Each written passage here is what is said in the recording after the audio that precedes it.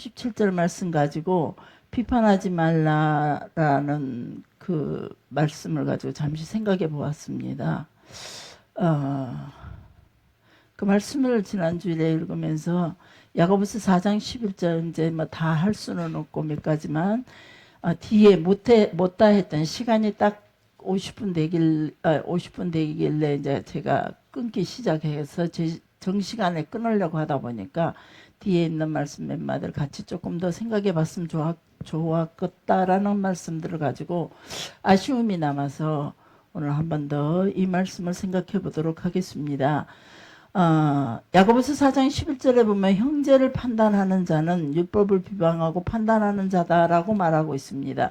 자, 한번 저기 화면에 나와 있네요. 한번 볼까요? 제가 저기 앉아 있으면서 물이 너무 먹고 싶었어요. 그런데 진짜 사람이 게으르기 시작하니까 제가 그리고 오늘따라 그렇게 앉아 있는 게 좀 힘들고 벅찼어요. 그래서 제가 일어나면 그 길로 저 자리에 안 갈 것 같았어요. 그래서 어떻게든 내가 이 시간만큼은 하나님 앞에 작정한 시간이기 때문에 버티자. 그리고 기를 쓰고 버티고 있는데 어떤 상남자가 다 물 한 그릇 갖다 주더라고요. 그래서 그 물 마시고 제가 목을 축이면서 견뎠습니다. 그러면서 좀 앉아있는 시간이 제게 오늘 좀 벅찼나 봐요. 그런지 몸살도 너무 많이 났고 앉아있는데 몸살도 너무 나고 여러 가지로 제가 마음에 갈등이 저 자리에 앉아있으면서 참 많았었거든요. 그랬더니 목이 찬양을 하는데 목이 나오지를 않는 거예요. 그래서 생소리를 내려고 애를 썼어요. 그러나도 생소리 나오지만 근데 오늘따라 그 생소리마저도 안 나와서 제 목이 꽉 잠겨버리더라고요. 그래서 이 지금 목소리가 자꾸 이렇게 안 좋은 상태인 것 같아요. 자, 그래도 우리 뭐 상관없으니까 하나님 앞에 드려지는 시간, 가장 나의 나약함을 하나님 앞에 드리는 시간인 줄 알고 나의 가장 오늘 힘들었던 마음을 주께 드리는 시간인 줄 알고 우리 피차 다들 그리고 제가 기도하면서 그랬었거든요. 하나님 수요일날 이분들이 하나님 앞에 어떤 마음으로 나올까요? 이 같이 이제 성경 공부하면서 저는 성경을 볼 때마다 너무 많이 마음에 부딪히거든요. 그리고 너무 재밌어요. 말씀을 볼 때 너무 재밌고 제가 그 의자라든가 이런 자세들이 내게 너무 편안하다면 저는 절대 의자에서 안 일어날 것 같아요. 근데 우리 집 의자도 제게 너무 불편하고 여기서 와서 목양실에 와서 앉아있어도 의자들이 제게 너무 불편한 거예요. 오랜 시간 앉아있기에 어떤 의자든 저한테 편치는 않더라고요. 그래서 그 편치 않는 것 때문에 의자 때문에 제가 상당히 힘들어하면서 몸살을 하는데 그래서 그렇지 저는 말씀 보는 게 너무 재밌어요. 근데 이제 제주도 계신 목사님 우연히 이제 제주도 계신 목사님이 그 교회가 노인들만 계신데요. 그런데 새벽에 교인들이 한 명도 없으니까 그냥 사모님하고 두 분이서 그냥 기도만 하다가 가신대요. 근데 어느 날 새벽에 이제 어쩌다가 한 번씩 관광객들이 주일날 낮에 온대요. 근데 나머지는 관광객들이 주일날 낮에 방주교회 가보셨죠? 대부분 방주교회로 많이 가고 아니면 제주 시내에 있는 서귀포시에 있는 큰 교회로 다 가지 그 작은 교회들은 와주지를 않는데요. 근데 어쩌다가 한 번씩 오면은 헌금을 조금씩 자기들 생각에 이 목사님 생각에 조금씩 많이 썩여주고 간대요. 그 앉아있는 노인들 한 두서너 명 모시고 예배드리는 그 자리가. 근데 어느 날 새벽 기도 때 정보 없이 누가 찾아와서 예배를 드리는데 너무 당황을 했다는 거죠. 그래서 죄송합니다 인사를 했대. 오신 분한테 왜 죄송합니까 라고 물었더니 설교 준비를 못해서 예배를 준비를 못했다고, 새벽 예배 준비를 못했다고. 그 소리를 듣고 저는 마음에 화가 났어요. 어떻게 그 예배가 우리가 준비를 해야만 예배를 드립니까? 물론 준비를 하면 정결의 형태를 갖추고자 우리 스스로가 조금씩 세상과 구분된 그런 마음의 자세를 갖추는 게 우리가 예배의 준비죠. 그러나 우리가 언제든지 어느 곳에 있든지 제가 여러분들한테 늘 강조하듯이 여러분 혹시라도 산에 등산을 가게 된다든지 야외에 놀러 가게 될 때 혹시나 예배하는 무리가 있거들라 그곳에 가서 같이 그곳에 임하신 예배 드리는 곳에 임재하시는 하나님의 사람들이 함께 하시는 그곳에 하나님도 여러분 눈에는 보이지 않지만 하나님 보이지 않지만 분명히 하나님은 그곳에서 그분들의 예배를 받고 계시니까 여러분 절대 그 자를 모른 채 하지 마시고 잠시라도 바쁜 걸음 멈추고 그곳에 계신 하나님을 찬양하고 지나치라 그랬습니다. 그래서 우리는 언제든지 예배 준비가 돼야 되지 않겠는가. 우리 그러면서 이제 그것 때문에 그분과 좀 뭐랄까 얘기를 하고 나서 제가 또 생각을 했어요. 이게 비판인가 진단인가. 여러분은 어떠셨습니까? 지난 수요일 날 여러분에게 여러분이 하고 있는 것 이야기들이 비판이었습니까? 진단이었습니까? 진단이었습니까? 감사합니다. 우리 교인들은 저보다는 조금 더 나아 보이는 수준입니다. 비판들이 없으셨나 봐요. 저는 이제 그게 가지고 비판인지 진단인지를 생각해 봤습니다. 괜시리 마음이 무겁습니다. 내가 말하고 있는 것이 그분들에게 말했던 것들이 비판인지 진단인지. 우린 비판이라 뭐든지 이군사 이장이 뭐 염증이 있어요 라고 말하는 게 비판입니까 진단입니까? 우리가 의사를 찾아갈 때에 비판받으러 갑니까 진단받으러 갑니까? 진단받으러 가는 거예요. 설교도 역시 여러분 비판이 아닙니다. 여러분 자신을 진단하라는 진단서입니다. 진단하는 겁니다. 여러분 의사처럼 청지기는 들고 있지 않지만 계속 기도와 말씀으로 통해서 청진기 삼아서 여러분 하나님 앞에서 하나님의 영을 힘입어서 계속 여러분들을 진단하면서 말씀을 주시는 거니까 절대 설교 시간에 주어지는 말씀들은 여러분들을 향한 비판이 될 수가 없습니다. 비판이라고 한다면 그건 철저하게 우리의 목입니다. 우리가 하나님 앞에서 설교자들이 설교가 비판으로 시작을 한다면 역시 저도 하나님 앞에 수많은 비판을 듣게 될 겁니다. 그래서 여러분들 예수님도 말씀하셨습니다. 건강한 자에게는 의원이 필요가 없고 병든 자에게야 의원이 필요하다. 여러분들이 무언가 마음이 걸렸다는 것은 말씀을 들으면서 여러분에게 걸림이 됐다는 것은 그거는 분명히 내가 그 부분에서 건강하지 않다는 겁니다. 건강하지 않기에 그것이 마음에 부딪힘이 됐고 걸림이 되고 그것이 내 상처받았다라는 사단의 음성에 따라 괜히 내가 뭔가를 지적받고 그거로 인해 내가 많이 아픈 것처럼 착각하고 있다는 거죠. 그래서 우리는 철저하게 하나님 앞에 지혜로워야 됩니다. 뱀같이 지혜로워야 됩니다. 뱀은 혀가 2개라 그랬죠. 그래서 혀가 2개라서 뱀의 그 말을 혀의 2개를 가지고 말하는 건 누구도 따를 수가 없기에 뱀은 지혜로 등장합니다. 대신에 그 뱀의 지혜는 사람을 죽이는 것이요 생명을 죽이는 거예요. 하나님과 멀게 하는 지혜로 사단의 무기로 사용되어지고 있다는 거죠. 그러나 우리는 예수님께서 우리에게 말씀하시기를 왜 하필이면 지혜를 뱀에다가 비교를 했을까? 여전히 예수님께서 제자들을 세상으로 내보내시면서 내가 너희를 이을 때가 있는 대로 보내는 것 같다는 거죠. 이을 때가. 세상은 이을 때가 드글드글한 곳입니다. 그곳에 제자들을 보내시면서 예수님께서 너무 마음이 아프셨던 것 같아요. 내가 너희를 이을 때에 보내는 것과 같다. 너희는 그 속에 들어가서도 비둘기같이 순결하고 뱀같이 지혜로워야 너희가 그곳에서 뱀의 지혜를 이길 수 있다는 거죠. 우리의 지혜는 뱀의 지혜를 능가할 수 있습니다. 뱀의 지혜를 분명하게 능가할 수 있습니다. 왜? 이스라엘의 6세 꼬마가 나는 세상에서 가장 똑똑한 자라고 그래 안 했습니까? 왜 그러냐?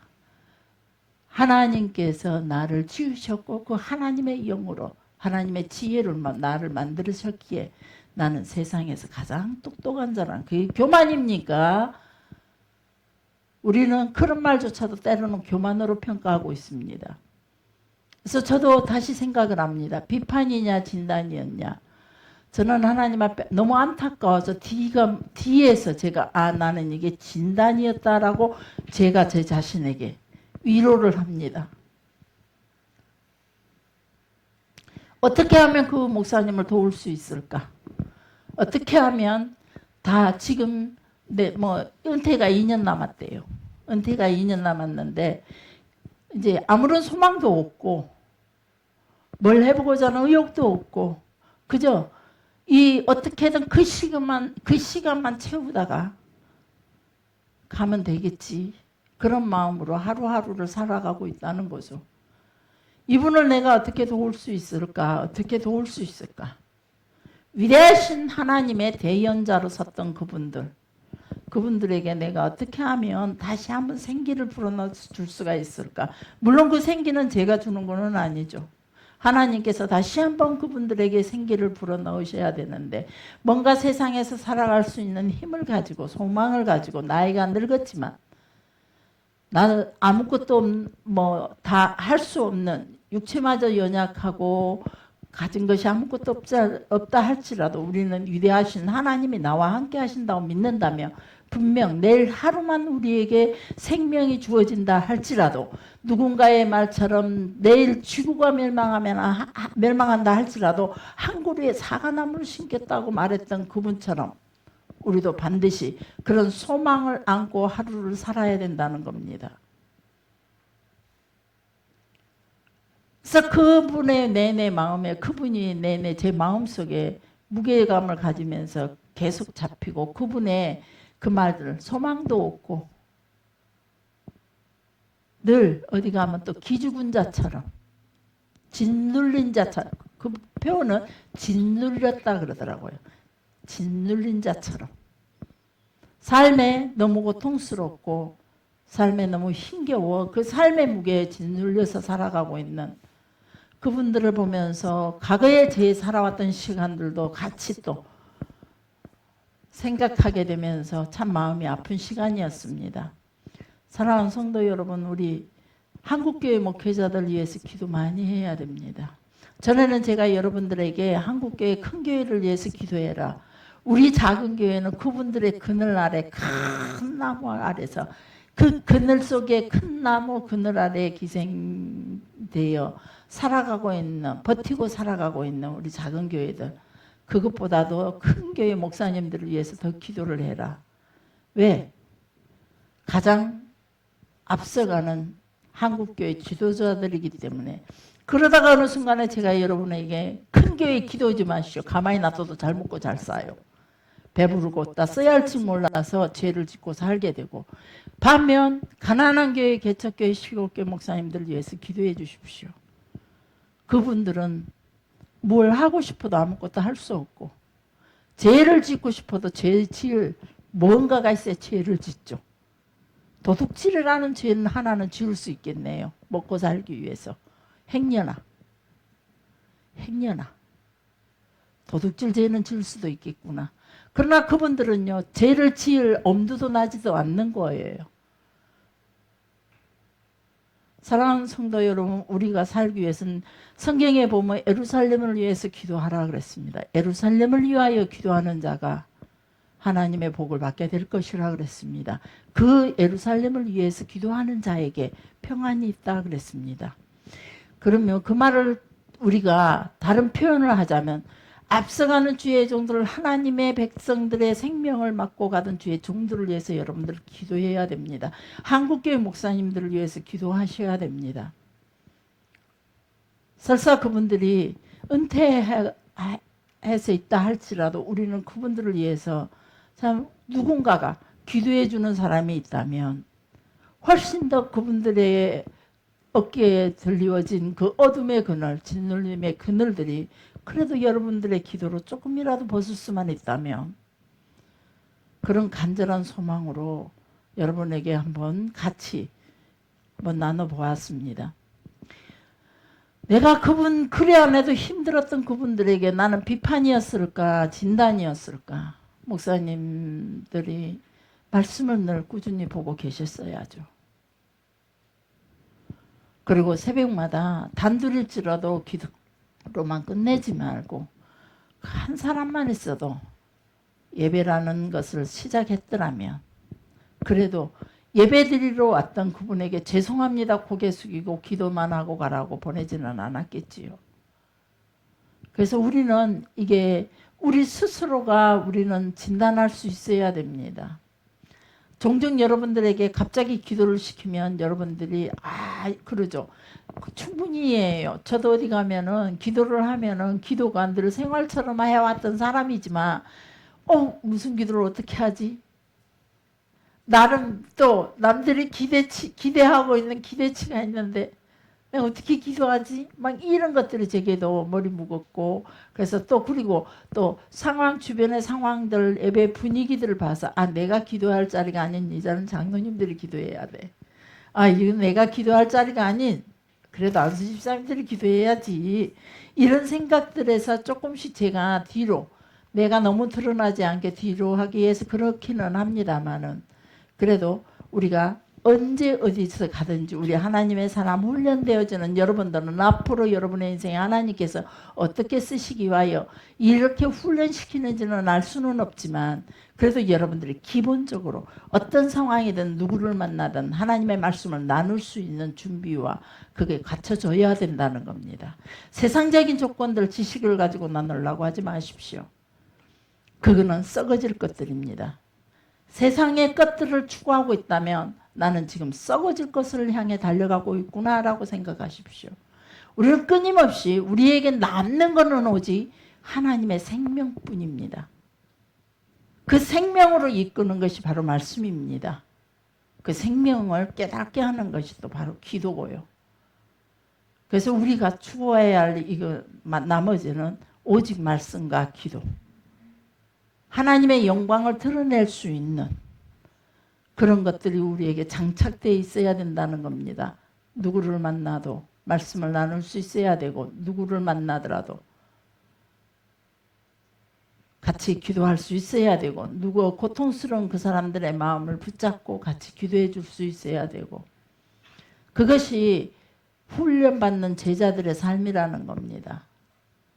그래서 그 훈련들을 시키면서 예수님께서 하시는 말씀이 너희들이 제자된 삶을 살되 어디 가서든지 예배와 기도와 찬양과 하나님 자기들이 만났던 그 예수님을 증언하는 삶을 살되 비둘기같이 순결하며 뱀보다도 더 지혜로워서 그 뱀들의 세상 사람들의 그 지혜를 뛰어넘어야 된다는 거죠. 뛰어넘을 수 있다는 거죠. 있기에 예수님께서 명령하십니다. 전혀 내가 하지 못할 일을 시키지 않는다는 거죠. 분명히 나에게 문제가 생겼을 때 나에게 어려운 장애가 생겼을 때는 나에게 뛰어넘으라고 주시는 겁니다. 뛰어넘지 못하면 돌아서라도 가야죠. 이거는 내가 어떻게 뛰어넘는지 내가 이 장애를 어떻게 이 장애물을 지나서 앞으로 전진할 수 있는지 주께서 보신다 이 말이에요. 주께서 보시면서 또 주시는 말씀 나에게 감당할 수 있는 힘을 주신다. 뛰어넘게 하시든지 돌아서 가게 하시든지 무언가를 기계를 이용하든지 우리는 뛰어넘을 수가 있다는 거예요. 여러분의 하나님을 믿으시기 바랍니다. 그 하나님으로서는 모든 것을 할 수 있고 모든 것을 할 수 있는 그 하나님이 내게 능력 주실 때에 나는 그보다도 더 큰 일을 할 수 있다라고 예수님께서 제자들에게 말씀해 주신 겁니다. 내가 예수님의 제자라고 여러분 스스로 자타 공인이 된다면 내 스스로도 그렇고 남들도 집사님들 정도면 제자에 충분하죠. 장로님들이라면 분명한 제자죠. 권사님들이라면 제자의 이름입니다. 이런 것들이 확실시 된다면 우리는 두려울 게 없다는 겁니다. 하나님이 나와 함께 계시기 때문에. 그래서 우리 스스로 여러분에게 이런 모든 것들을 단지 하나님의 우리가 무엇을 가지고 어떻게 해야 되느냐, 그들의 잘못을, 그들의 연약한 모습을, 그들의 잘못된 어떤 삶의 행동 방식들을 고쳐주기, 때로는 바르게 세울 수 있는 일도 해야 됩니다. 에레미야에게 주시는 말씀이 너는 그것들을 뽑아서 파괴시키고 버려버리고 다시 그곳에 세우라 그랬습니다. 이스라엘 백성들의 멸망에 가는 어리석고 하나님을 멀리 떠난 그들의 삶을 에레미야에게 전체를 다 뽑아버리고 다시 그들을 파괴시켜버리고 그들이 세워놨던 세상적인 모든 것들, 사신우상을 섬기며 살아왔던 모든 것들을 다 파괴시켜버리고 다시 하나님의 능력으로 다시 그들을 세워서 건설해 나가라 그랬습니다. 바로 우리가 그래야 됩니다. 이 마지막 시대 속에서 우리가 하나님의 능력을 힘입어서 바로 하나님의 말씀을 가지고 기도의 능으로 가서 그들에게 가지고 있는 잘못된 삶에 짓눌려 있던 그들의 삶, 하나님의 능력을 미처 바라보지 못하고 그 능력을 덧입지 못하고 살아가고 있는 그들에게 그런 삶의 방식을 가지고 있는 그 모든 것들을 다 뽑아버리고 우리는 다시 그들을 세울 수 있어야 됩니다. 상대가 누구든지 간에. 브리스길라와 아굴라는 교회의 일을 막 사도 바울을 돕고 있는, 예를 들자면 집사 부부라고 볼 수도 있습니다. 그러나 아볼로는 신학자였습니다. 알렉산드리아에서 온 신학자였습니다. 목사였습니다. 브리스길라와 아굴라는 비록 사도 바울을 돕던 그런 집사의 직분에 있었지만, 여러분과 같은 위치에 있었지만, 그가 오히려 신학자 아볼로에게 예수의 도를 가르쳐 줬습니다. 가르쳐 주고 그를 세워서 고린도 교회의 목회자로 세웠다는 겁니다. 여러분들이 그렇게 할 수 있다는 겁니다. 그걸 건방지다고 말씀하시면 안 됩니다. 말씀했듯이 비판이냐 진단이냐 사랑이냐, 사랑이 무조건 어이구 도둑질을 해와도 잘못해도 자녀가 부모의 뺨을 쳐도 어이구 쭈쭈쭈쭈쭈 잘했어. 죄를 지어도 하나님 앞에 죄를 짓고 살아도 우쭈쭈쭈 잘했어. 이것만이 사랑, 이거는 절대 사랑이 아닙니다. 그 모든 삶을 우리가 뽑아야 됩니다. 뽑는 방식에서 거친 행위가 아니라는 것은 여러분, 우린 지혜롭게, 뱀보다 지혜로움으로 그것들을 뽑을 수 있도록 여러분들이 도와야 되고 함께 뽑아줘야 됩니다. 그래서 사랑이라는 단어와 교훈을 여러분들이 제대로 분별할 수 있어야 됩니다. 그래서 그런 것들이 뱀보다 지혜로워야 가능하다는 거죠. 그래서 그리고 야고보서 4장 11절 말씀에 형제를 판단하는 자는, 형제는 누구냐? 저기서 형제라 그러면 예수 안 믿는 사람들, 믿는 사람 통틀어서 말하는 게 아닙니다. 바로 제자로 부름받은 예수 그리스도 안에 한 공동체 아닙니다. 그 공동체 안에 살고 있는, 이 공동체 안에 살고 있는 사람들 서로 비방하지 말아라. 판단하지 말아라. 서로. 그러면서 판단하지 말아라. 우리 성도들은 누구를 판단해야 되냐? 성도는 세상을 판단해야 된다는 거죠. 세상을 판단해야 돼요. 잘못 살아가고 있는 그들의 마지막 종착역이 어디인지, 지금 저 사람들이 가고 있는 그 길의 종착역이 어딘지 이런 것들을 판단해야 합니다. 그리고 마지막 예수님의 심판대 앞에 섰을 때에 마지막 날 이 세상의 모든 우주 만물이 끝이 나고 종말의 시간이 오는 날 예수님과 함께 성도들은 많은 그때 불신자들을 판단하게 될 거라고 성경에서 기록해 주고 있습니다. 지난 주일에 그런 것들을 조금 더 자세하게 여러분들에게 말씀을 드렸습니다. 고린도전서 2장 15절에 보면 신령한 자가 모든 것을 판단을 하고 신령한 자는 아무에게도 판단을 받지 않는다라고 말씀해 사도 바울 선생님이 기록하고 말씀해 주고 있습니다. 그러면 신령한 자가 누구냐? 이 신령한 자는 우리가 알고 있는 그 신령이라는 단어로 생각하신다면 안 되고, 신령한 자는 바로 하나님께 속한 자입니다. 하나님께 속한 자. 그래서 그의 계명에 익숙하고, 하나님의 계명에 익숙하고, 그 사람의 삶이 계명의 뜻에 민감해서 그 뜻을 깨닫고 빨리 깨닫고 바르게 얼른 순종하는 사람.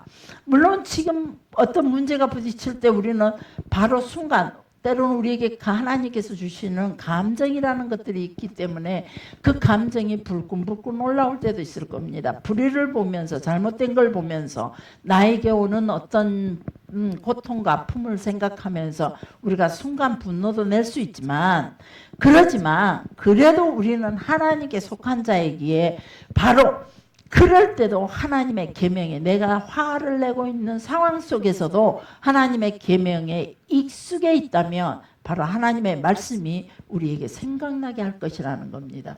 그래서 우리는 첫 번째 하나님의 계명에 익숙한 자가 돼야 됩니다. 성경이 어렵다고? 계명에 익숙하지 않다 보니까 누군가가 예배드리러 왔는데 예배드릴 수가 없는 거예요. 그냥 도둑질하지 맙시다라도 해야죠. 그 사람이 도둑질을 하러 온 건 아니지만 그게 바로 하나님의 계명 속의 한 부분이기 때문에 우리가 소망을 가집시다. 나는 지금 여러분들 보기에 내가 가장 가난하고 어리석고 내일이 없어 보이는 그런 삶이라 할지라도 나는 오늘 또 소망을 가지고 여러분에게 소망을 외칠 수 있습니다. 왜 그러냐? 그게 하나님의 계명이 내 속에가 가득하기 때문에. 여러분 보기에는 내가 소망이 없는 것 같지만 내 속에는 말씀이 있기 때문에 저는 내일을 꿈꾸고 있다는 거죠. 왜? 하나님의 계명에 내가 익숙해 있기 때문에. 여러분도 그래야 된다는 거죠. 그래서 그 삶이 계명의 뜻에 민감해야 됩니다. 순간 매 순간마다 하나님이 여러분에게 늘 자주 얘기했죠. 나를 왜 이 일을 만나게 하셨을까? 왜 이 사람과의 이런 부분으로 이런 것을 알게 했을까? 나에게 어쩌라고? 날보다 어쩌라고? 제주도 목사님 이야기를 내가 알아야 하는지. 옆집에 있는 사람이라면 이해할 수 있겠어. 좀 들여다보고 같이 기도도 하고 종종 놀러 오십시오. 그래서 우리 집에서 같이 말씀도 나누고 하겠지만 날보다 어쩌라고. 그럴 때 우리가 하나님의 뜻에 민감해야 된다는 겁니다. 하나님 왜 나에게 이런 인연을 있게 하셨습니까? 이런 만남이 있게 하셨습니까? 나에게 왜 저들의 고통이, 저들의 어두움을 나에게 알려주시는 겁니까? 우리는 모든 순간이 다 하나님 뜻에, 나를 왜 지금 이렇게 고미선 집사가 나를 지금 신경을 자극시키고 있습니까? 무슨 영향입니까? 이런 것들이 하나님께 우리는 민감해야 합니다. 매 순간마다. 그래서 그러면서 그 뜻을 깨달았고 순종하고 바로 순종이 되어버려야 돼요. 뜻을 깨닫게 되는 거예요. 긴가민가 망설이지 마십시오. 하나님의 뜻이라고 생각한다면. 내가 생각하고 있는 게 최상의 하나님의 뜻이야. 내가 누구한테가 물어보고 상의를 하고 기도를 하고 시간 없이 급한 일이라며 지금 나에게 이 순간 왜 주셨지? 그럼 이 순간 내가 하나님께 영광을 드러낼 수 있는, 하나님께서 가장 기뻐하실 수 있는 그 모습은 어떤 모습일까? 이것이 더 기뻐하시겠지? 그런데 나는 화가 나네? 그런데 나는 지금 눈물이 나네? 그런데 나는 아무것도 하기 싫으네? 그런다 할지라도 빨리 하나님 나에게 무엇을 요구하셨을까?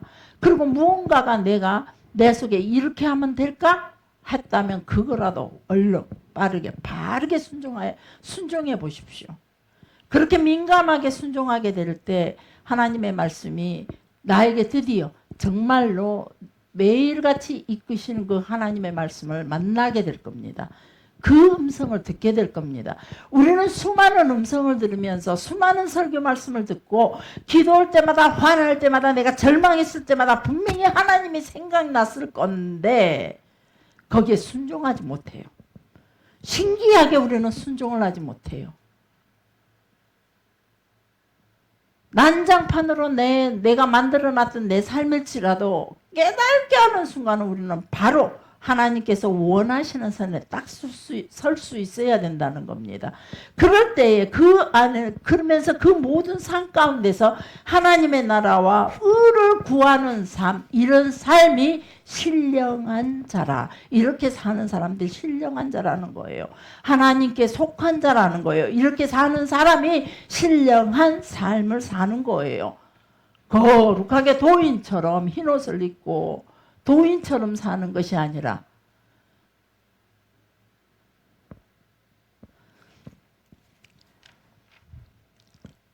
고린도전서 11장 31절 말씀에 우리가 우리를 살폈으면 판단을 받지 않을 것이다. 우리가 교회 안에서 사도 바울 선생님은 교회 안에서 형제를 비판하지 말아라 라고 말씀하시면서 세상 사람들에게도 비판받는 생활은 하지 말아라 라고 하시면서 우리가 먼저 우리 자신을 먼저 판단할 수 있어야 된다는 거죠. 우리가 늘 여러분에게 자주 얘기하죠. 여러분이 어떤 행위를 하든 어떤 행동을 하든 생각을 하든지 간에 말씀이 거울이 돼야 된다. 말씀의 거울을 비춰서 딱 봤을 때 내가 지금 하나님 별로 기뻐하지 않는 모습 같네. 이 모습을 과연 하나님이 좋아하실까? 지금 이 행위를 하나님이 기뻐하실까? 내가 걷는 이 길이 하나님이 정말 잘했다라고 칭찬한 자리일까? 이런 것들은 늘 자기 자신을 볼 수 있어야 됩니다. 자기 자신을 거울로 비추듯이 그렇게 살 때 우리도 세상 마지막 시간에 세상이 예수님 앞에서 정죄를 당하고 판단받을 때에 나도 잘못 살면은 세상 사람들과 똑같이 정죄받고 판단받는 자리에 있을 수 있다는 거죠. 그래서 우리 자신이 판단이냐, 우리가 늘 지난 주일에 가장 제가 얘기한 것이 뭐냐면 바로 내가 진단을 한 거, 우리의 삶에 우리 교인들에게 뭔가 잘못돼서 이 권사 그러면 안 돼요 라고 하고 말했던 것이 비판이냐 진단이냐, 비판이냐 진단이냐. 여러분들 생각을 하면서 정말로 진단이라며 의사처럼 하시기 바랍니다. 진심으로 예수님처럼 고쳐지기를 원하며 그가 원수를 용서하는 것도 이유가 있다 그랬습니다. 용서하는 이유는 그 사람이 하나님 앞에 설 수 있도록 아무 문제 없이 하나님 앞에 설 수 있게 하기 위해서 원수를 70번씩 7번이라도 용서하라는 거였어요.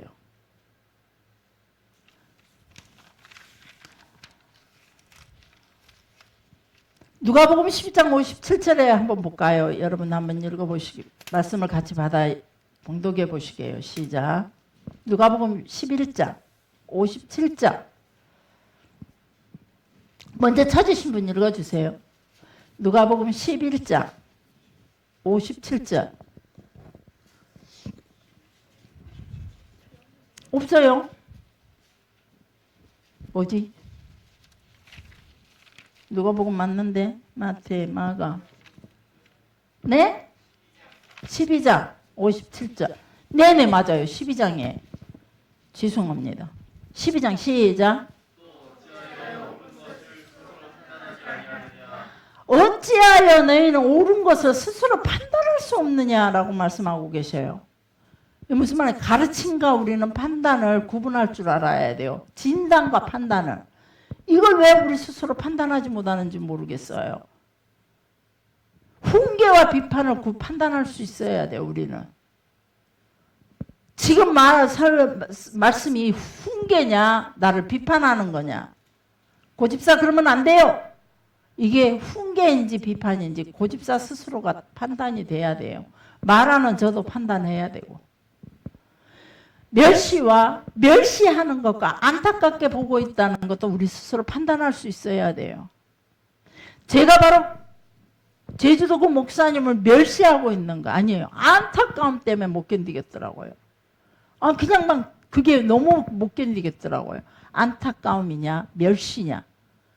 우리는 이런 것들을 스스로가 판단할 수 있어야 돼요. 상대가 나를 멸시하는 건가 나를 안타깝게 여기는가.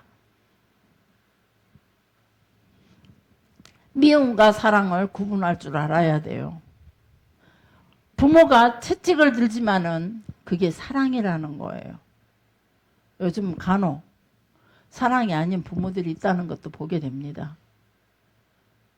무서운 세상이죠. 드라마를 보나 뉴스를 보나 이미 사람들이 예수님 성경에서 예언했던 것처럼 마지막 시대가 되면은 아비가 자식을 죽이고 자식이 어미를 죽이는, 부모를 죽이는 시대가 될 거라.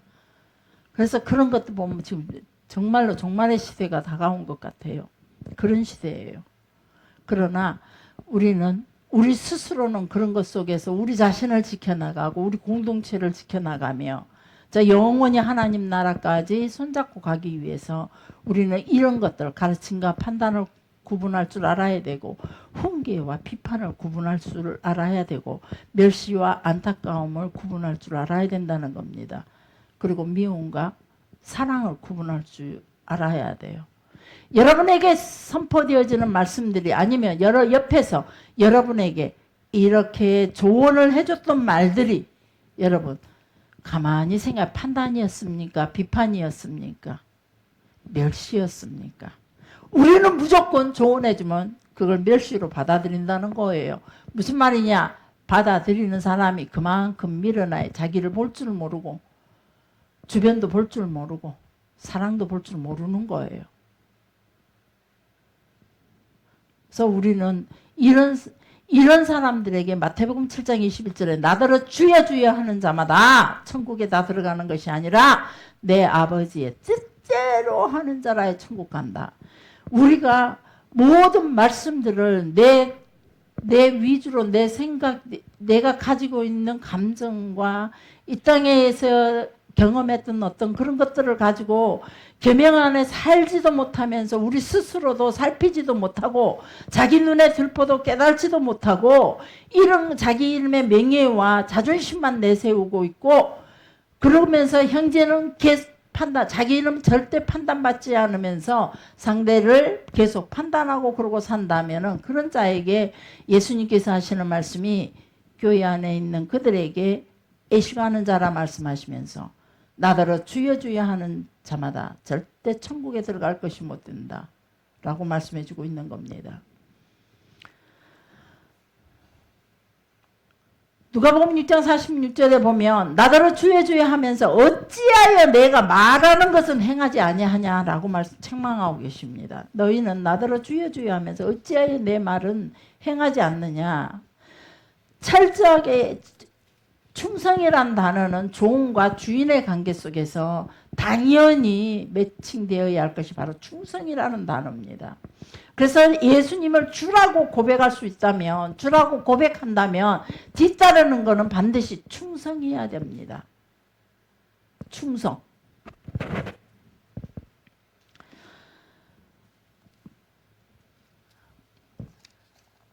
그리고 그 다음에 지난주일에 또 라손 하라라 그랬죠. 악한 혀. 라손 하라. 라손은 혀를 말하고 하라는 악을 말합니다. 그래서 탈무드에서 말하기를 라손은 무서운 죄를 지을 수 있기 때문에 두 개의 벽 안에다가 감춰놨다는 거죠. 이빨이라는 벽에 야물게 꽉 절대 뚫고 들어오지 못하도록 이빨이라는 벽에 담고 그 다음 다시 입술과 이 얼굴 벽으로 야물게 딱 감춰놨다는 거예요. 그래서 사람이 잘 안 보이는 곳에 이 혀라는 무기가 너무 무섭기에 사람이 잘 안 보이는 곳에 숨겨두었다라고 말합니다. 말이라는 것은 칼보다도 더 강력해서 한 번 밖으로 뱉으면 나가서 다른 사람들의 뼈를 부서뜨릴 수도 있다라고 탈무드에가 기록되어 있습니다. 사람이 죄를 지을 수 있는 모든 죄들 중에 혀와 입으로 짓는 죄가 라손 하랍니다. 네, 그 대속죄일에 우리가 하나님 앞에 죄를 고백해야 하는 죄 종류가 43가지랍니다. 43가지.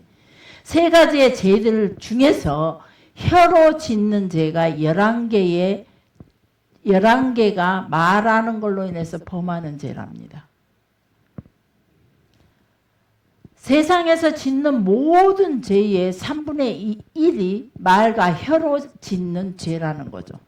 손, 발, 귀 여러 가지 다 있지만 3분의 1 이상이 말과 혀로 짓는 죄라고 정의하고 있습니다. 그만큼 혀라는 기관은 우리가 조심해서 사용해야 할 기관이라는 걸 우리 스스로가 야물게 인식해야 된다는 거죠. 모든 종류의 무기는 가까운 거리에서 다 죽일 수 있습니다. 그러나 혀는 먼 거리, 여기서도 미국 사람을 죽일 수 있다는 거죠. 무서운 세상이라는 겁니다. 죽고 사는 것이 혀의 힘에 있고 혀를 쓰기 좋아하는 자는 혀의 열매를 먹게 될 것이라. 혀를 어떻게 쓰기 좋아하느냐. 그래서 혀로 여러분에게 처음에 말씀했듯이 우리가 만나면은 무슨 얘기를 하는가? 하나님의 영광을 위해. 여전도원들이 만나면 먹고 즐기는 게 아니라 앞으로 여전도회가 어떻게 우리가 이끌어가야 할지를 서로가 주고받고 이야기해야 됩니다. 남성교회가 모이면은 놀러만 가고 그냥 먹고만 끝나는 게 아니라 앞으로 우리 남성교회로 통해서 우리가 하나님을 어떻게 기뻐하는 자리에 설 수 있을까? 우리 피차간에 서로가 손을 잡고 하나님의 영광을 드러낼 수 있을까? 이런 것들이 반드시 의논되어져야 된다는 겁니다. 그래서 우리의 모임 가운데 반드시 말씀이 어찌됐건 중심에가 딱 서야 된다는 거죠. 주제가 어떤 것이든지 간에 하나님의 말씀으로 그 주제를 세워놓고 하나님 앞에 우리는 반드시 우리 모임 가운데 이 혀로 통해 하나님의 말씀으로 시작해야 된다는 겁니다. 그래야 그 열매가, 하나님의 말씀의 그 열매가 내 삶에 충분하게 넘치도록 있다는 거죠.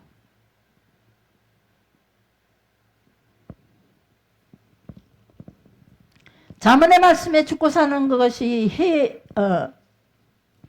혀는 작아도, 야고보서 말씀의 3장 5절에 보면 혀는 작아도 지체나 또 큰 것을 자랑하고 많은 나무도 태울 수 있다라고 말해주고 있습니다. 혀에 대해서 우리가 성경에서 말씀해주고 있는 거 야고보서 잠언 외에도 참 많은 것들을 혀로 인해서 범죄하는 모든 것들이 바로 성경 창세기부터 계시록에 엄청나게 기록되고 있다는 겁니다. 거짓 선지자들이 왜 거짓 선지자입니까? 혀로 통해서 말하는 것들이 거짓이었기에.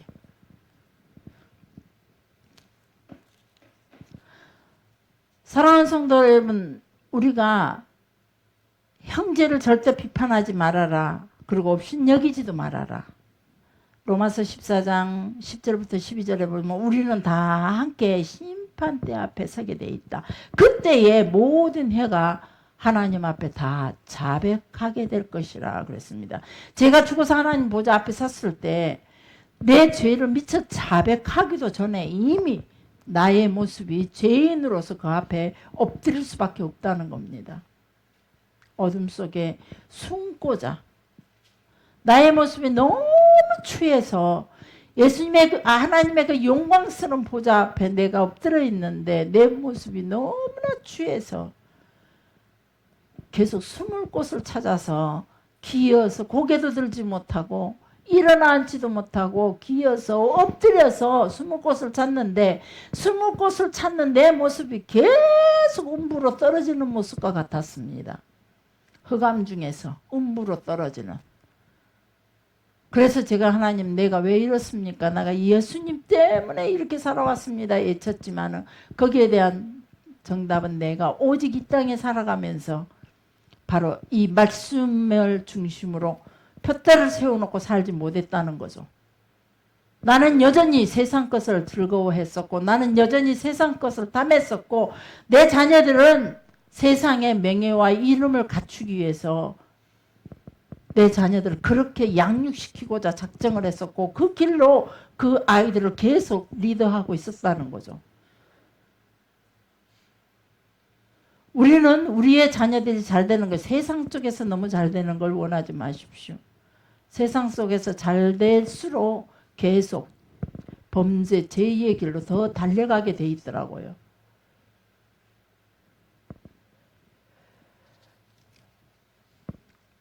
우리가 하나님의 보좌 앞에 제가 소원하는 게 뭐냐면, 하나님, 오늘 또 여러분의 기도 수첩이 제가 저기다 두고 기도를 하려고 한 명 한 명 기도하려고 하니까 숫자만 하나 다 읽어가도 우리 막 너무 많더라고요. 한 장 넘기고 또 기도하고 눈 뜨고 또 한 장 넘기고, 이거 대충 이제 어떤 기도인지 특별한 기도들이 있고 교회를 위한 기도들이 있고, 그래서 대충 하지만, 그래서 제가 한꺼번에 오늘은 이런 기도를 했습니다. 하나님, 성령만 갖다 쏟아 부어주세요. 그러면 다 끝납니다. 이 기도 제목이 아무 필요가 없습니다. 성령님만 갖다가 확 부어주세요. 저는 그것만 위해서 기도하랍니다. 그러면은 성령께서 그들을 가르치고, 성령께서 그들에게 지혜를 주시고, 성령께서 그들의 삶을 주관하시고 이끌어 주시고, 그들 스스로, 우리 성도들 스스로도 성령님께 순종하고 그 성령님과 함께 하는 것에 즐거워하고 기뻐하며 살 수밖에 없으니, 행여나 세상 것이 원하는 대로 내 손에 못 잡는다 할지라도 하늘의 하나님과 내가 함께 함으로 인하여 만물을 다 얻은 것보다 더 기쁨으로 살 수 있으니, 하나님, 이 기도 제목 다 필요 없으니 나 입으로 안 주워 생길 테니까 하나님 성령만 부어주세요. 그랬어요. 오늘 아멘입니다. 성령만 부어주세요. 마가요한의 다락방에 부었던 그 성령님, 하나님, 내가 주님 앞에서 그걸 기도했을 때 하나님께서 분명히 내가 주님 앞에 그렇게 기도했거든요. 노인부터 어린아이에 이르기까지 하나님 성령을 반드시 부어주세요. 내가 어느 교회에 있든지 어떤 모습으로 살든지 간에 우리 하나님 나라의 공동체에 내가 속한 그곳에는 반드시 성령의 충만함을 주세요. 그게 늦어지니 제가 조바심이 나고 막 그냥 목회도 하기 싫고, 그냥 하나님 나 못하겠어요. 성령님이 허락하지 않는다면 나는 못해요. 막 이렇게 뻐기기도 해보고. 그래서 오늘 또다시 기도 제목을 놓고 그렇게 성령님만 부어불면 만사땡입니다. 이구면서 세상으로 인간이 놀아 해도 그냥 아멘 하고 알아서 돌아서 불고, 다른 때 같으면 그냥 다른 사람한테 시험 들고 막 사방팔방으로 뛰고 그냥 열을 놀려가면서 난리가 났을 텐데, 그냥 이건사 세상으로 인간이 뛰노라 하나님 기뻐하시는 일에 좀 해. 아멘 해놓고 완전히 사로잡힌 이유가 바로 성령님이라는 거죠. 성령님이 임재하다 보니까 다 인정을 하더라고요. 사람들마다. 그 무슨 말이냐, 여러분들이 혹시 말씀으로 통해 양심이 찔리거나 그래갖고 화가 나갈라, 내가 성령님이 지금 내 안에 충만하지 못하는구나, 그래서 사단이 충만하게 꼬라지를 내게 만드는구나 생각하세요. 그래갖고 예수의 이름으로 이 사단아 떠나가라, 성령님 내게 오십시오. 비판하지 말라, 이 말씀을 여러분들이 생각을 하면서 자기 자신을 늘 말씀으로 스스로를 비판할 수 있어야 됩니다. 비판의 잣대는 절대 타인에게 되는 것이 아니라 나에게 돼야 됩니다. 그것이 내가 사는 방법입니다. 근데 이 비판의 잣대를 상대에다가 대게 치자면 그때부터 나는 죽는 길입니다. 나는 멸망의 열매를 먹을 수밖에 없습니다. 비판의 잣대는 반드시 나한테다가 대시기 바랍니다. 너 이거 잘못했지? 너 이거 잘못했어. 나는 죄인이에요. 나는 아무것도 할 수 없어요. 나는 어리석어요. 나는 미련합니다. 그래서 계속 하나님 앞에 비판의 잣대를 나에게 대는 한 여러분은 살게 된다는 겁니다. 나를 위한 겁니다. 비판의 잣대로 나를. 가만히 보면은 모든 사람들이 대부분 그러는 거예요. 그 비판의 잣대를 내가 먼저가 아니라 늘 상대에게 먼저. 나와 내 자녀에게는 늘 넉넉한 비판의 잣대를 대요. 그래도 괜찮아요. 요거 있잖아요. 저래도 괜찮아요. 또 이거는 좋은 점이 있잖아요. 이러고 있어요. 근데 상대에 관해서는 또 안 그래요. 이것도 나쁘고 저것도 나쁘고 이것도 나쁘고. 그래서 쓰겄어 그래서 적었어. 이렇게 나와요. 기가 막히죠. 이게 뱀의 지혜입니다. 끊임없이 우리를 멸망의 길로 끌어가는 뱀의 지혜라는 겁니다. 상대가 범하는 우에 대해서 우리가 그 비판의 잣대의 범위를 나에게다가 한번 재보신다면 절대 우리한테는 그 비판의 잣대를 내 스스로가 허용하지 않더라고요. 우리는 늘 그 비판의 잣대를 나에게만 허용하시면은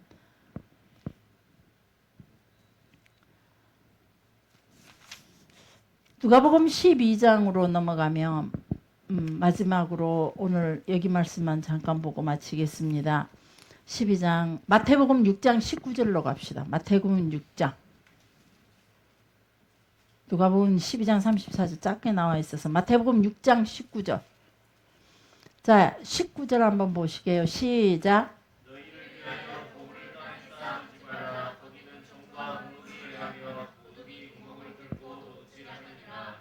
자 여기서 보물이라는 것은 옷재료 하늘에 옷재료를 하늘에 쌓는 일 쌓아라라고 말했죠. 땅에 쌓지 말고 하늘에 쌓아두라. 하늘에 쌓아두는 일을 우리는 주로 성경에서 뭘 가지고 막 얘기하냐면은 교회에다가 헌금 내는 거는 하늘에 쌓는 게 아니에요. 하나님 것을 하나님께로 드리는 거예요. 11조는 하나님께 드리는 거지 그걸 쌓는 게 하늘 천국에 쌓는 재산이 아니에요. 그냥 하나님 거. 하나님께서 네가 나를 인정해 주냐 아니냐. 내가 너의 생명을 너의 삶을 인정해 주니 내가 너의 삶을 너의 인생을 책임져 준다는 걸 내가 믿느냐 안 믿느냐. 그리고 내가 너의 왕이라는 걸 인정하느냐 안 하느냐. 그 조건이 바로 11조예요. 하나님 걸 분명히 구분해서 하나님의 자리를. 그래서 그것이 바로 선악과가 될 수 있어요. 선악과를 따먹지 말아라는 거죠. 하나님의 것을 분명하게. 하나님께는 수없이 하나님 당신의 보좌를 지키기 위해서 우리에게 참 많은 계명들을 주셨어요. 여러 가지 방법으로. 근데 그게 바로 하나님 보좌를 인정하는 거예요. 왕 대신 하나님을 인정하는 거. 그리고 하늘에 쌓아두는 거는 구제에다가 많이 맞추더라고요. 구제. 그래서 미시나 법에 보면은 가난한 자를 위해 최고의 구제는 돈이다가 아니에요. 자신의 몸을 가지고 봉사하고 그 다음이 돈을 가지고 베푸는 거예요. 자기의 수고를. 그래서 구제도 보면 뭐라고 얘기해 주느냐. 갑자기 생긴 공돈 가지고 구제하지 말고 내가 수고해서 얻은 돈으로 구제하라 그랬어요. 미시나 법에 보면. 갑자기 내가 복권이 당첨이 됐어. 그 공돈이 있어서 구제한 그런 게 아닌 진짜 구제는 내가 수고해서 내 먹을 것에서 나눠서 주는 거. 그것이 진짜 구제다. 그리고 그래서 자신의 몸을 가지고 봉사하며 베풀어 주는 것이 첫 번째 구제고 두 번째는 돈을 가지고 베푸는 것이라는 거죠.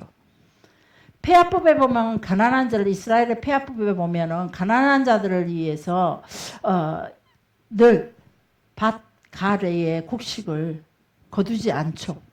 그리고 일부러 룻기에 보면 보아스가 일부러 좋은 곡식들을 막 흐트러놔요. 자기들의 종들을 시켜서 룻에게 주워가라고. 이게 구제예요. 우리나라도 그러죠. 근데 그 구제는 새를 위한 구제였어요. 그것도 결국은 나의 복을 갖다 달라고. 감남의 감 하나씩 꼭 맹가나요. 새 밥이죠. 이스라엘의 폐하법과는 좀 다른 형태이기는 합니다. 히브리 탈무드의 기록에 몬바즈라는 왕의 이야기를 다뤄주고 있어요.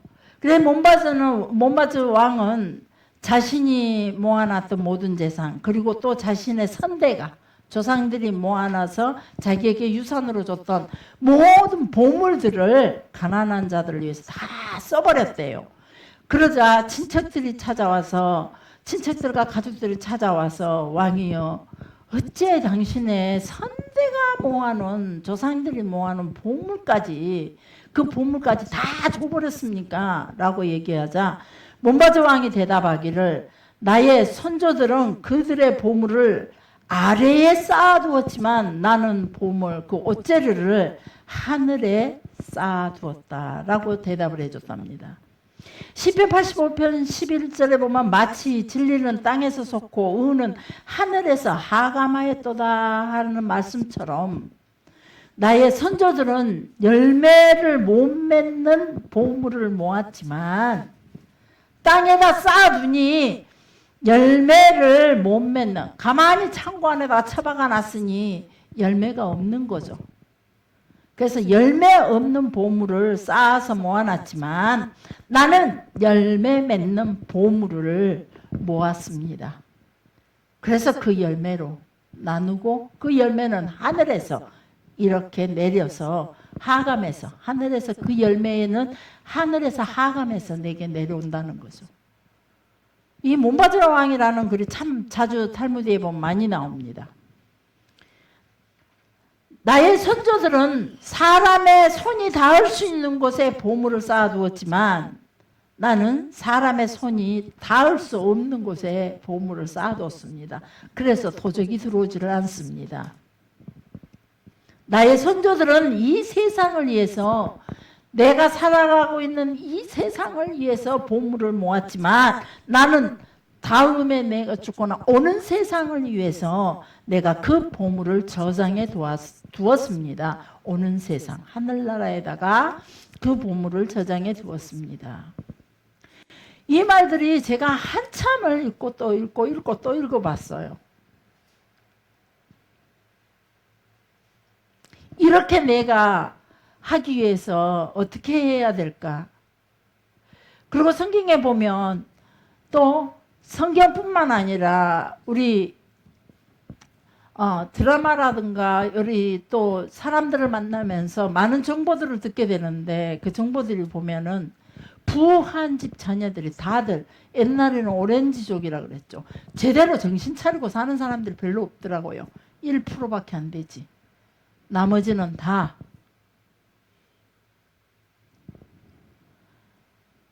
그래서 부라는 것은 넉넉하게 배부르게 산다는 것은 결국 우리로 범죄하게 만드는, 죄를 짓게 만드는, 타락하게 만드는 도구가 될 수밖에 없다는 거죠.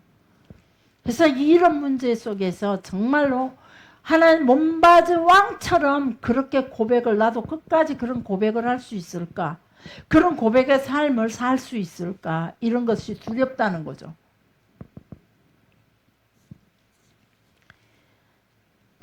히브리인들은 모든 그 토라 절기의 아침 예배 때마다 금식일 날은 오후에 한대요. 오후 예배 때 하는데 해당에서 늘 낭송하는 것이 있어요. 그것이 하프타라라는 거예요. 근데 이 하프타라를 안식일이라든가 매일 절기 때 안식이라든가 아침 예배 때 꼭 이 하프타라 있는데 그 뭐냐면 공동체를 위해서 축복을 비는 기도문이라는 거죠. 그래서 구약 성경에, 구약이라 이들이 말하는 구약은 모세오경을 말하고 있어요. 그리고 예언서, 우리는 예언서까지가 다들 모세오경, 역사서, 그리고 예언서까지가 전체를 구약이라고 하나로 통틀어 얘기하지만 유대인들에게는 구약이라 그러면은 모세오경, 타나크라고 말하고, 그들의 말로 타나크라 그러는데 그는 모세오경을 말하는 거예요. 그리고 나머지는 예언서, 성문서 이런 식으로 나눠져요. 성문서, 시편, 잠언, 전도서 이런 것들을 그렇게 나누고 있죠. 근데 그런 속에서 축복의 말들을 발치해가지고 읽었는데 4가지 종류가 있답니다. 그 축복의 말, 미세스 브라크라는 기도문이 한 4가지 정도 되는데 그것을 매일 아침마다 먼저 구약의 성경을 와서 누군가가 낭송을 하고 나면 나머지 기도문을 계속 낭송을 하는데 그 기도문들이 전부 다 축복을 비는 내용인데 그 중에 하나가 하나님을 이렇게 기록됐더라고. 그래서 제가 한참을 그 생각을 했어요. 하나님을 축복하는 축복문이 있어요. 고집사 눈이 땡글땡글 이렇게 비 오는 날 차 앞에 요거 돌대기 이렇게 돌더라고요. 하나님을, 저도 그랬어요. 하나님에게 축복을 하는 축복문이라는 거죠. 그래서 축복이라는 게 뭐냐? 하나님께 영광을 돌리는 거죠. 그래서 우리의 기도가 제가 여기를 읽으면서 우리의 기도가 너무나 잘못되어 있구나. 이분들의 기도는 어떤 기도냐면 하나님 오늘 나에게 이 담대함 주신 걸 감사합니다. 이런 축복문이라는 거죠. 나에게 먹을 걸 주심을 감사합니다. 하나님께서 나의 인생을 이렇게 살펴주시고 인도해 주셔서 나로 통해 오늘 내가 이렇게 하나님 앞에 영광을 돌립니다 말하는 이런 것들. 근데 우리는 하나님 주십시오. 이것 주십시오. 이거 주면 이렇게 간혹 하나님 이것 주면 내가 이렇게 할게요. 이런 기도가 있지만 대부분이 하나님 우리 직장, 우리의 사업, 우리 물질, 우리 건강 주십시오. 주십시오예요. 누구도 아픈 사람이 나를 살게 하시니 감사합니다. 이런 기도 해보셨어? 저는 그런 기도 많이 해요. 아프면 얘기해요. 하나님 나에게 왜 오늘 이 통증이 있습니까? 그래서 목사님에게 그래요. 내가 아무래도 회개할 것이 많은가 보다. 우리 목사님 잘 그랬거든요. 아프다 그러면 죄가 많아서 그래. 이 소리를 하도 잘했어요. 이제 제가 거기에 뭐라 그러죠? 당하는 거. 가스라이팅 당해가지고. 며칠 전에도 목사님 내가 아무래도 죄가 많은가 봐요.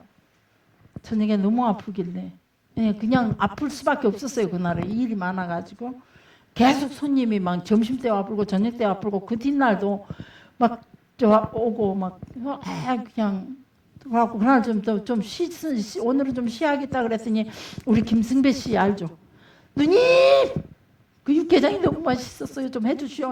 그리고는 또 그냥 막 그 저기 뭐냐 여수 식구들까지 다 불러갖고 데리고 왔어요. 그래갖고 그 또 한이라고 아빠 다리를 끌고 했어요. 그날 진짜로 다리를 끌고. 그러자 그날 저녁에 너무 아프더라고요. 그래서 하나님 내가 진짜 아무래도 목사님 나 기도 좀 해주세요. 그래갖고 저녁에 기도해주고 편히 목사님 기도로 편히 잘 줄 알았더니 내가 죄를 회개하지 않아서 그런지 몰라도 그래서 잠 못 잤어요. 그래서 거실로 나가서 기도했어요. 하나님 내가 혹시 모르는 죄가 있다면 나 깨닫게 해주시고 나를 시달리지 않게 해주세요.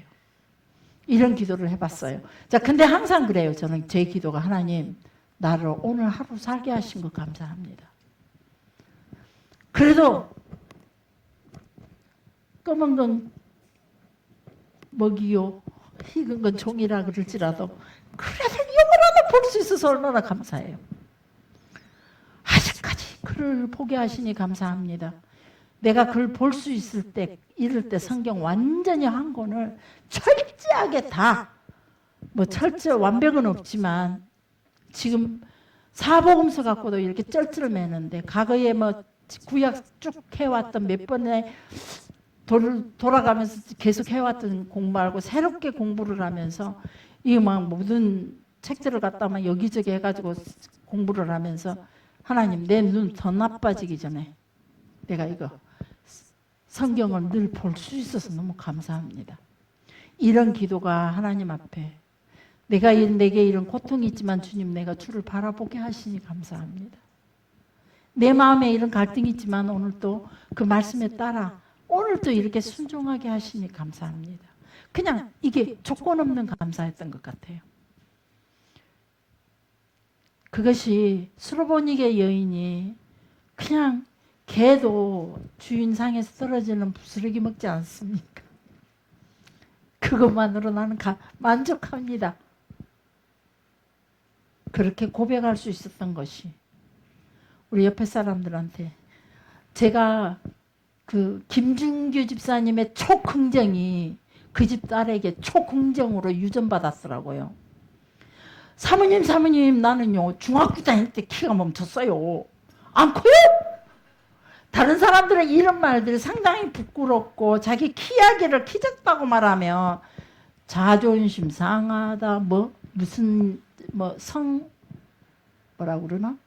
성추행은 아니고 성희롱했다는 등 막 이러고 난리가 났을 텐데 김준기 집사는 쬐그만 사람이 세상에 나가 여기 앞에 공식적으로 말해도 시험에 안 들어요. 근데 그 집 딸이 그럽디다. 예진이는 안 그래 아직. 제가 아버지 안 닮았어. 금방 입이 이렇게 나와갖고 휘져갖고 막 눈물 뚝뚝뚝 걸리거든요. 그 예은이가 그래. 예은이가 야, 너 키 좀 클라면 이렇게 해봐야지. 그러면은 사모님, 저는요 중학교 때부터 안 커봤어요. 먼저 없어요. 클라고 먼지도 안 닦았어요. 다 했어요. 난 너무 그것이 이뻤어요. 저 나름대로 조심해서 말했는데 그게 너무 이뻤어요. 지가 아버지의 초긍정을 다 갖고 있구나.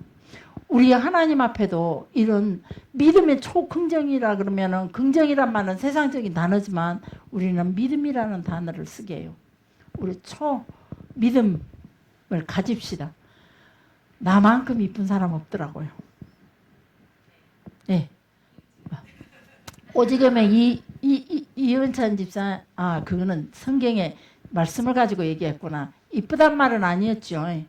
누구네 언약식 할 때 김복심 사모님의 그 말씀을 생각했을 때, 와, 저는요, 요즘 감사한 것이 뭐냐 하면은 택시를 탔어요. 지난주일에 교회를 올라오고 택시를 탔더니 택시기사님이 저한테 목사님이래요. 어찌 저를 아세요? 지난번에도 한번 태웠잖아요. 제가 모셨잖아요. 근데요, 제가 수많은 기독교 방송을 들어요. 우리 집사람이 한 사람이 권사예요. 나는 믿음 없어요. 그냥 교회 대충 가요. 긁어봤더니 이제 알았어요. 제가 이분은 언젠가 내가 아침에 교회 오면서 태웠던 택시기사구나. 저희는요 딱 손님이 오면 저희 나름대로 어디 가자 그러면 이분 누구구나 라고 딱 저희들끼리 다 알아요. 저를 알더라고요. 저희를 알아요. 기사들이. 그래가지고 저희한테 뭐라고 얘기한 줄 아세요? 이 빌딩의 건물주님으로 아시더라고요. 그래서 저한테 그러더라고요. 그래갖고 김한과 원장님이냐고 그랬어요. 그래서 대충 이해해 걸라다가 그게 상당히 또 이제 도용이 되고 거짓이 될까봐 아니에요. 원장님 따로 계셔요. 저희는 6층에 있어요. 그러면서 이제 제가 목사님이라고 소개를 했거든요. 저는 제가 목사나 소리 절대 안 해요. 어디를 가도. 근데 이분이 저한테 목사님이라고 그랬어요. 방송, 기독교 방송도 수도 없이 듣고 각시 따라서 교회도 가봤지만 목사님처럼 말씀을 그렇게 쫙 해주는 분이 없었어요. 와, 말씀 잘하시대요. 그러더라고요. 제가 택시 탈 때 그분에게 진짜 저기서 오면서 유독히 많이 씻거든요. 그래갖고만 그냥 저 혼자 말했던 것 같아요. 근데 그걸 기억하고 그렇게 저 그렇게 말 듣고 살아요. 좀 초긍정적으로 난 괜찮은 거야. 내리면서. 그래갖고 목사님이 딱 엘리베이터 타더니 목사님 가시죠. 그러시더라고요. 자, 우리 초긍정으로 내가 그래도 괜찮은 사람인 것 같아. 그리고 딱 봤을 때 못나 보였어 그동안. 그러더만 내가 더 못났네. 우리가 그런 부분에서 내 스스로 나를 좀 볼 수 있으면 좋겠습니다. 자기 잣대를 가지고 판단의 잣대를 가지고 나를 비추는 모습으로 바꾸게 해요. 그래서 우리 애은이가 내가 말한 말을 가지고 잣대를 가지고 다 이제 나한테다가 쟀더라면 우리 사모님은 그 안에도 키 작은디 서러운디 키 작다고 뭐 말했다고 난리가 났을 텐데 지를 딱 재보니까 지가 키가 작은 거 맞거든요. 그게 맞아요. 자기 스스로가 인정해버려요. 이게 작은 일 같지만 내가 그걸 바라보면서 이 친구에게 내가 참 귀한 걸 배우는구나. 내가 내 잣대로 나를 맞추면서 봤을 때 키만 다리만 길어갖고 진짜 멀대같이 이쁘지도 않는 사람 그래요. 나 이쁜 줄 안 이쁜 줄 알아. 그러지만 나는 스스로 우리 목사님이 이쁘다 했으니 목사가 이쁘다 했으니 저는 이쁜 거예요. 그래, 우리 교회에서 가장 거짓말 안 할 것 같은 우리 목사님이 저한테 최고 이쁘다 그랬거든요. 그래서 나는 그게 진짜인 줄 알아요. 이제 우리 그렇게 초긍정으로 살되 자기 자신에게는 늘 이렇게 좀 더 잣대를 가지고 자기 자신을 비추어서 자기를 판단할 수 있어야 돼요. 그래서 저도 제가 예쁘지 않다는 걸 신경우 집사님보다 내가 안 예쁘다는 거 알아요. 근데 신경우 집사도 알더라고요. 자기가 나보다 안 예쁘다는 걸. 그래서 사모님한테 비하면 저는요 아니죠. 부부가 그걸 알아주더라고요. 우리가 그렇게 하면서 사시게요.